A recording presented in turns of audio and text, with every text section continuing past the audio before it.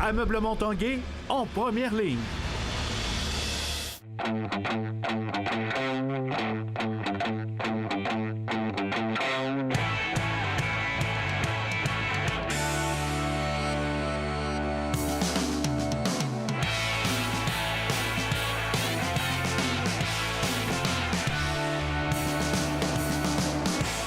À tous, un bon mercredi. Bienvenue à l'Esprit sportif. Dans l'émission aujourd'hui, on parlera d'un événement de cross triathlon Xterra qui aura lieu en fin de semaine du côté de Lac-de-L'Âge. Mais d'abord, on parle de golf, du club de golf Rouge-et-Or qui amorcera sa saison à la fin du mois d'août ici au club de golf de Cap-Rouge qui aujourd'hui a annoncé la nomination de ses 2 nouveaux entraîneurs-chefs.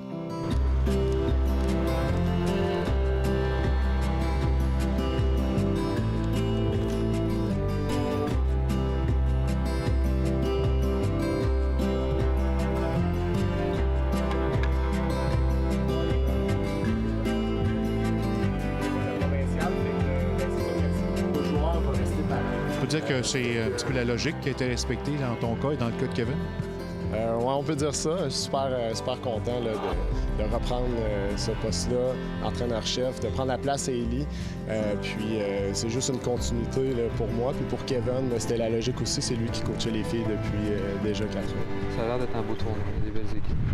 Depuis 2 ans, on avait changé la structure avec Élie. Élie nous laissait plus de place pour coacher, puis lui était en support en coaching, puis il gérait le club.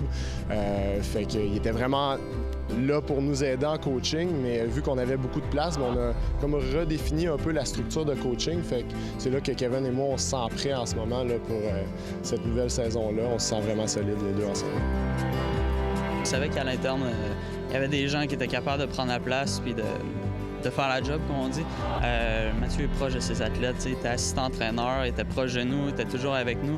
Donc on le sait que Mathieu va nous soutenir, va être là pour nous de A à Z pendant les compétitions, pendant les entraînements.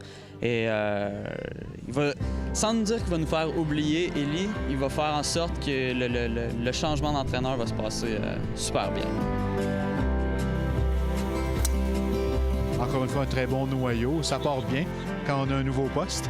Oui, c'est vraiment le fun. Arthur Enkele, Baptiste Maury, puis Loïc Laramé qui sont encore là. Fait que ça, c'est notre top 3. Ensuite de ça, il y a des gars comme Michael Harvey, Émile Provost, Danek Adley qui sont toujours là aussi. S'en viennent des anciens. Puis 4 recrues, Antoine Roy de Rimouski, il y a Étienne Lecieur de Québec, Charles-David Trépanier de Québec et Brandon White de l'Ontario. Fait 4 bonnes recrues qui nous assurent justement d'avoir un noyau solide pour les prochaines années. Chaque année commence toujours de la même façon. L'objectif premier est de remporter notre championnat RSEQ. Chaque année, l'équipe qui part en tournoi, on se le dit. On dit on veut pas être la première équipe à casser la séquence. Donc c'est un boost qui nous permet de performer à notre meilleur. Puis avec Mathieu qui nous soutient en arrière, on voit pas ce qui fera en sorte qu'on échapperait une bannière. Le fait d'avoir été étudiant-athlète, entraîneur adjoint également, c'est le processus presque normal que tu deviennes aujourd'hui l'un des entraîneurs? C'est sûr que ça faisait partie de mon objectif. Ça fait longtemps que je travaille pour ça. Et puis, je me sens prêt à relever le défi.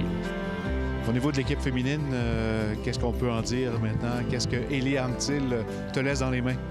Bien, c'est une très bonne équipe. Il y a 7 membres de l'équipe.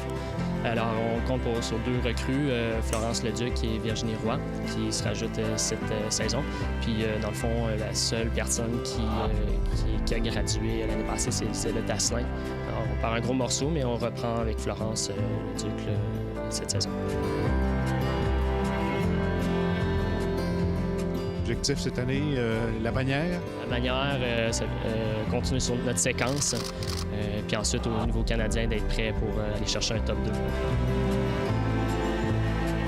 Qu'est-ce que ça vous apporte d'avoir un coach juste pour vous? Moi, je pense que c'est la meilleure chose qui peut arriver pour les filles. Le swing d'un golf d'une fille versus un swing d'un golf d'un gars, c'est complètement différent. L'approche mentale aussi au golf est différente. Fait que le fait que le programme soit entièrement séparé, pas nécessairement, mais que les entraînements soient séparés, ça va juste être bénéfique pour nous, puis ça va juste nous permettre d'aller chercher l'étape supérieure, la coche supérieure, comme je pourrais dire, là, que nous, on a besoin pour aller chercher ce top 3-là au Canadien qu'on n'a jamais eu. Je pense que c'est juste bénéfique pour nous.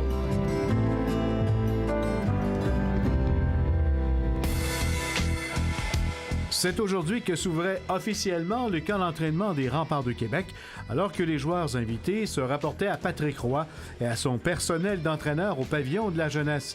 Par la même occasion, la direction des Remparts en a profité pour faire visiter le tout nouvel autocar de l'équipe.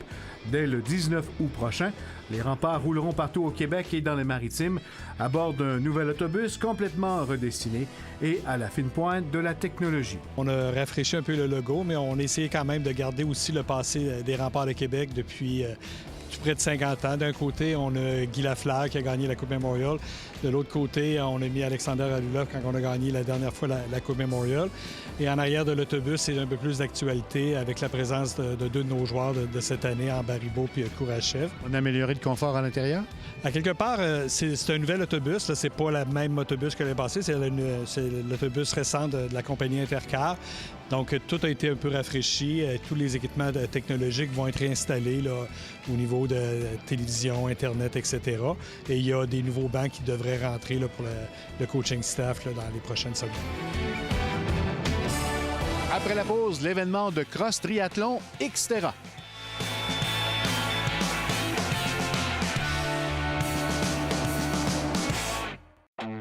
L'Esprit sportif souligne l'excellence du Rouge et Or football. Année après année, la rivalité Laval-Montréal retient l'attention des amateurs. Le 21 octobre dernier, 18 383 spectateurs, la quatrième plus grosse foule de l'histoire, assistent au duel entre les deux grands rivaux et une victoire de Laval. Le Rouge et Or aura aussi l'avantage lors de la finale de la Coupe Dunsmore devant plus de 13 000 personnes. Toujours parmi les meilleurs au pays, les deux équipes ont disputé les 5 dernières finales québécoises, dont les 2 dernières remportées par le Rouge et Or. C'est en fin de semaine à Lac-de-L'Âge qu'aura lieu la 5e édition de Xterra. Xterra, c'est un cross triathlon qui combine le vélo de montagne, la course en sentier et la nage en eau libre. Le reportage de Jonathan Fournier.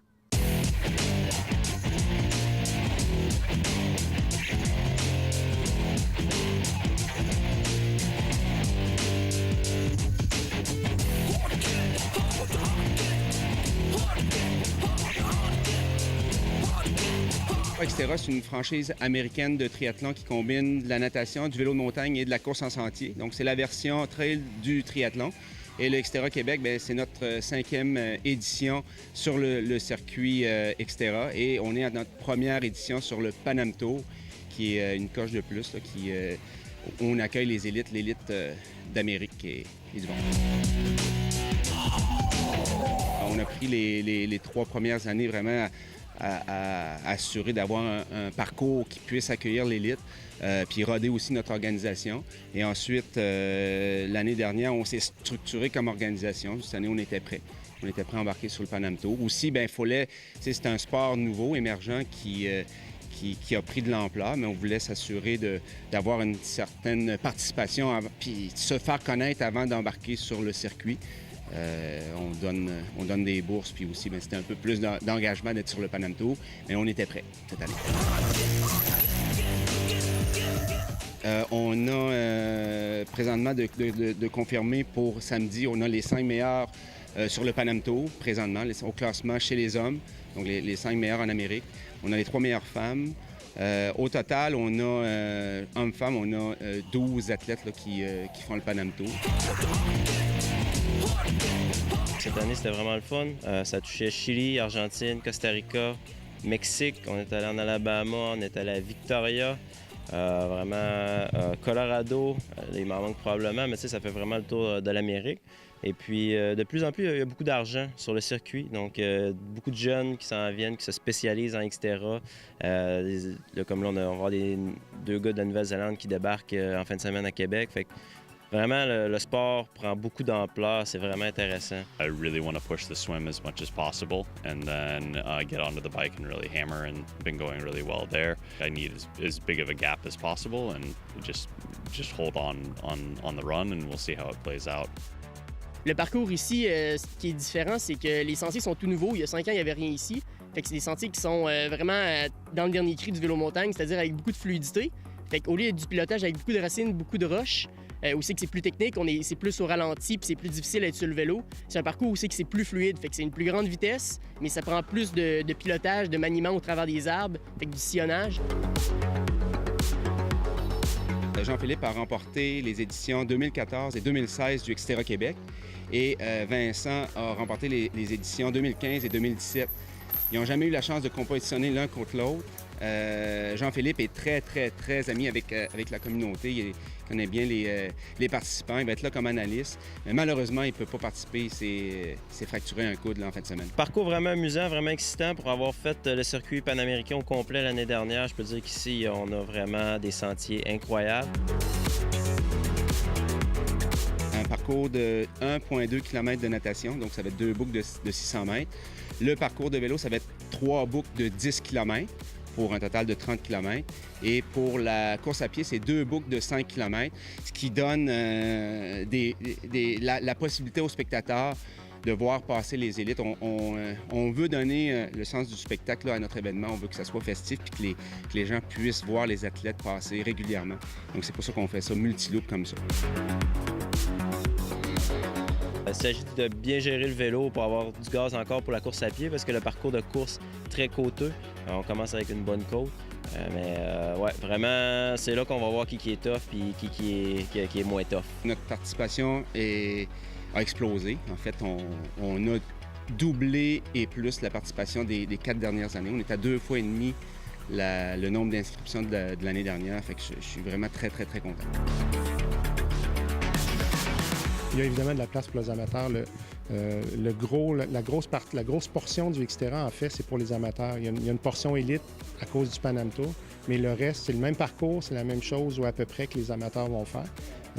C'est des athlètes. On dit amateurs, mais ça prend une bonne préparation pour le faire. Oui, on a l'élite, mais on a aussi le volet très récréatif. On invite les gens à venir célébrer avec nous. Là, on va avoir de l'animation sur le site et tout qu'un spectacle.